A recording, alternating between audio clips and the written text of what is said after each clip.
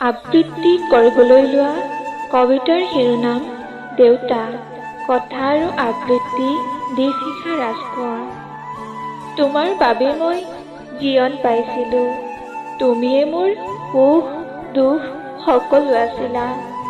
তোমাৰ বাবে আগবাঢ়িছিলোঁ মই জীৱনৰ যাত্ৰাত। দুখত কাতৰ হ'লে তুমি হৈছিলা দুখী, মোৰ বাবে তুমি সদায় মৰমৰ দেউতা আছিলা। কিন্তু হঠাৎ তুমি মোৰ জীৱনৰ পৰা বহুত দূৰলৈ আঁতৰি গলা।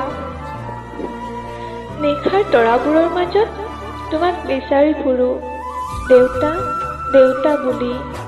মানুহে কয় মানুহ মৰাৰ পিছত হেনো আকাশৰ তৰা হয়, কিন্তু কতা তোমাকতো মই এদিনো বিচাৰি নাপালো আকাশৰ তৰাবোৰৰ মাজত।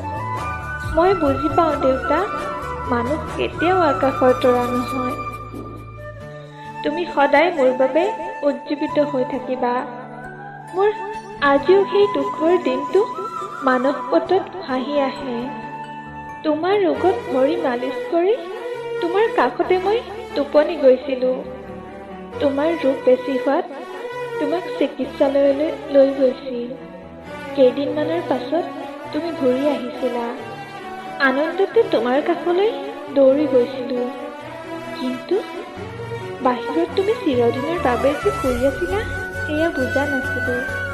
সৰু হৈ আছিলোঁ বাবে হয়তো বুজি পোৱা নাছিলোঁ মৃত্যু কি, কিন্তু তোমাক হেৰুৱাৰ বেদনাত বহুত কান্দিছিলোঁ। কাৰো বুজনি ল'ব নুখুজিছিলোঁ, অবুজন হৈছিলোঁ মই। ভগৱানক তেতিয়া বহুত বেয়া পাইছিলোঁ তোমাক আমাৰ পৰা কাঢ়ি নিয়াৰ বাবে।